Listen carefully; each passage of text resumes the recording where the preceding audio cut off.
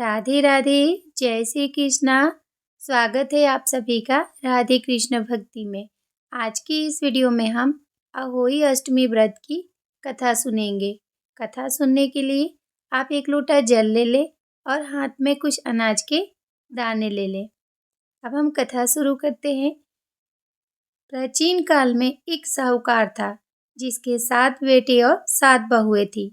इस साहूकार की एक बेटी भी थी जो दिवाली के अवसर पर ससुराल से मायके आई हुई थी।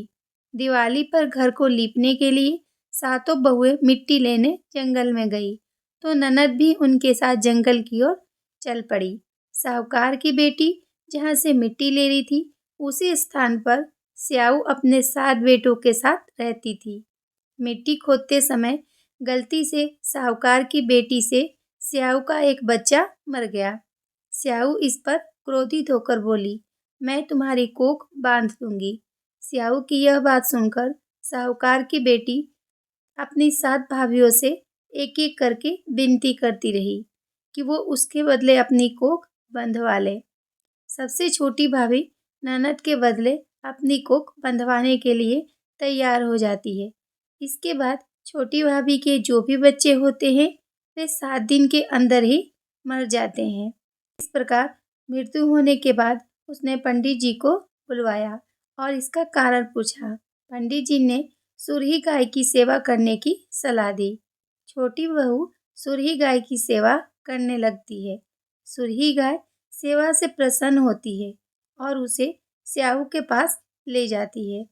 रास्ते में थक जाने पर दोनों आराम करने लगती हैं।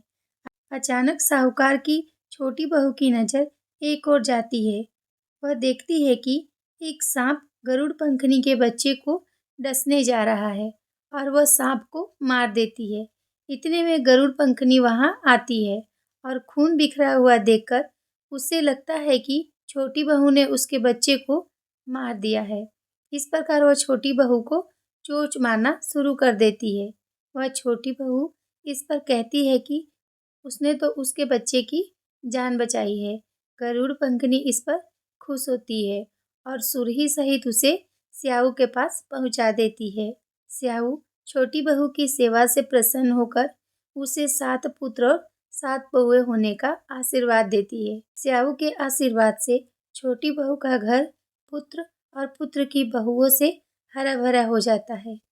अहोई अष्टमी का अर्थ एक प्रकार से यह भी होता है कि अनहोनी को होनी बनाना, जैसे साहूकार की छोटी बहू ने कर दिखाया था।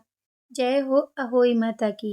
अब आपने जो अनाज के दाने लिए हैं वो आप जल के लोटे में डाल के, अगर आप सुबह कथा सुन रहे हैं तो आप सूर्य देवता को अर्घ दे दें और अगर आप शाम के समय कथा सुनेंगे तो आप तारों को अर्घ दे दें।